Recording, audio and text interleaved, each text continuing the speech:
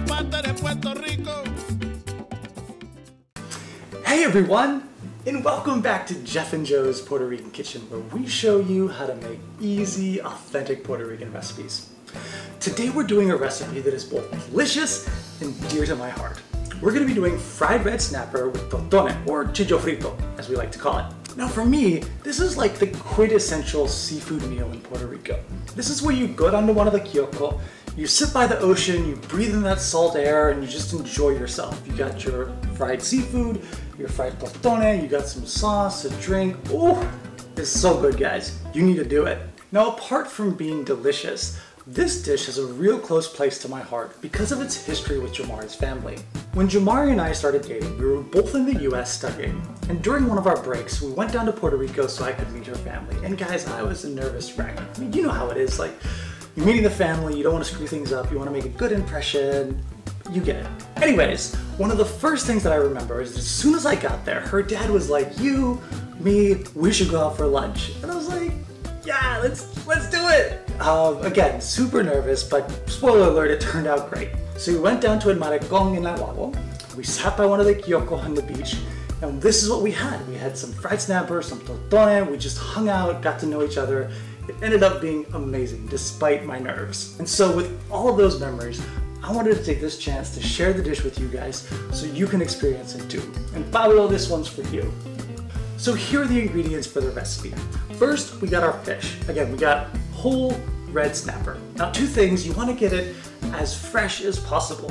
Like if you could buy it from the person that caught it in the ocean, all the better. The freshness is really important for the taste and for the texture, guys. Like you just can't say enough how important it is to get fresh fish. Second thing is that you want to look for the size. Now, because we're frying these whole, we want to make sure that we have a pan big enough to encompass the whole fish. You don't want to get like a super huge fish because you're like, oh, that's like the biggest fish, let me get that.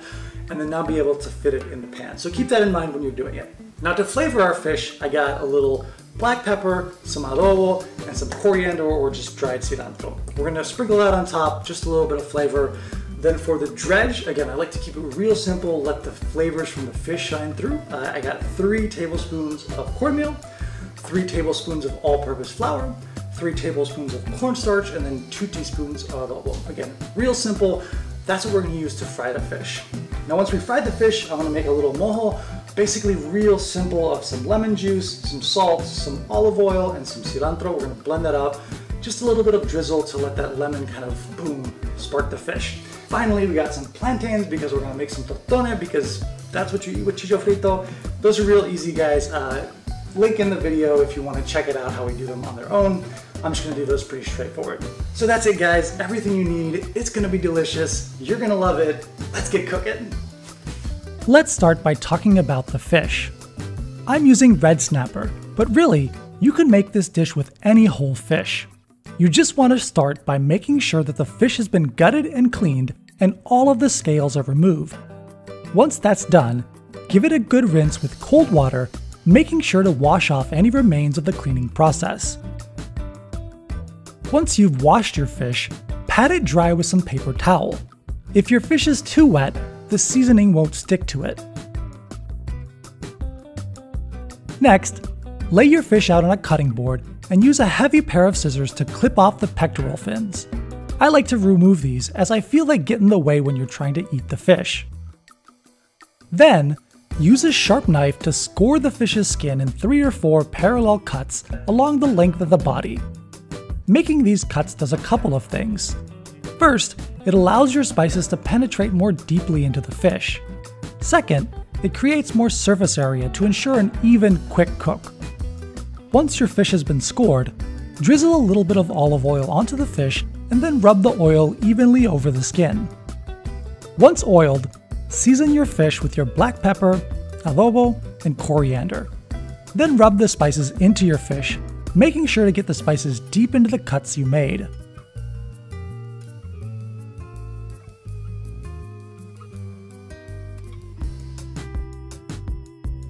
With your fish seasoned, let's prepare our dredge.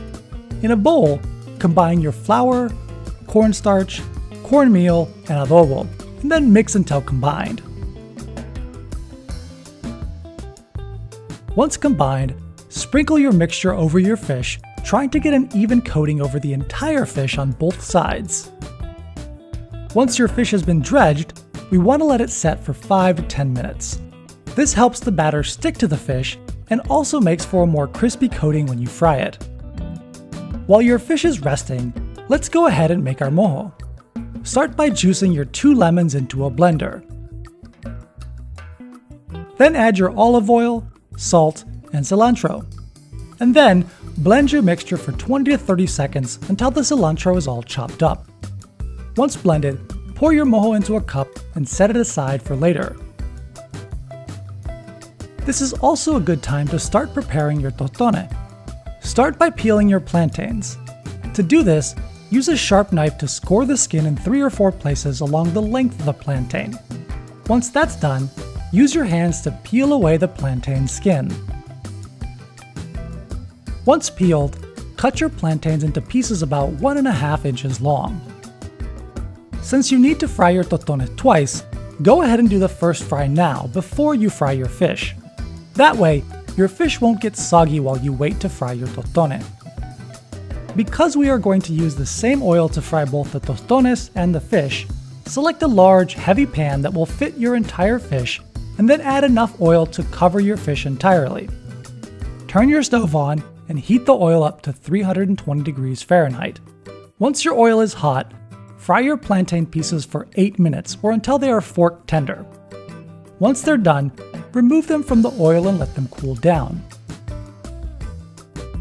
Once cool enough to handle, use a dish with a flat bottom to smash the plantain pieces into tostone about 1/2 inch thick. Once your plantains are smashed, let's go ahead and fry our fish. Turn up the heat on your oil until it reaches 350 degrees Fahrenheit. Once your oil is hot, gently shake any excess flour off your fish and lower it into the hot oil. Do your best to fully submerge the fish.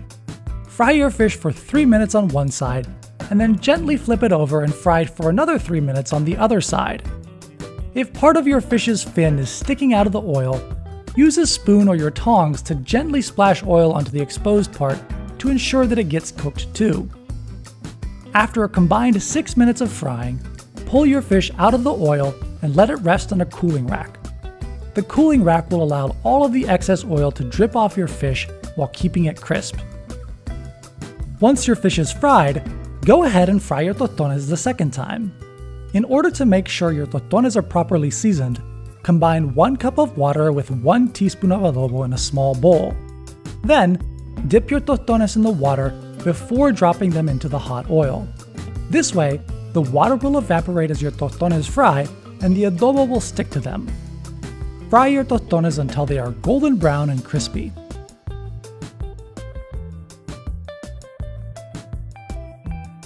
Once everything is fried, arrange it on your serving dish and then drizzle the fish with your mojo.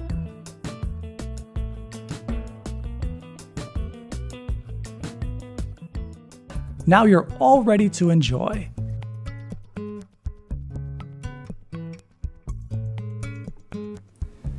So there we go, guys. The Chillo Frito is ready. I'm gonna dig in, just gonna get a piece here.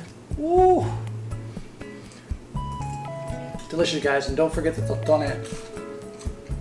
So this is a lot of food. I think 1 fish can probably feed 2 people unless they're like super hungry, in which case eat a whole fish, always great. The tostones are great with it. It's still crispy right out of the fryer. I strongly encourage you to try and fry this immediately before you serve it because you still want it to be hot and crispy. If it sits around for a little bit too long, you can maybe put it back in the oven to keep it hot, otherwise it can get a little bit soggy.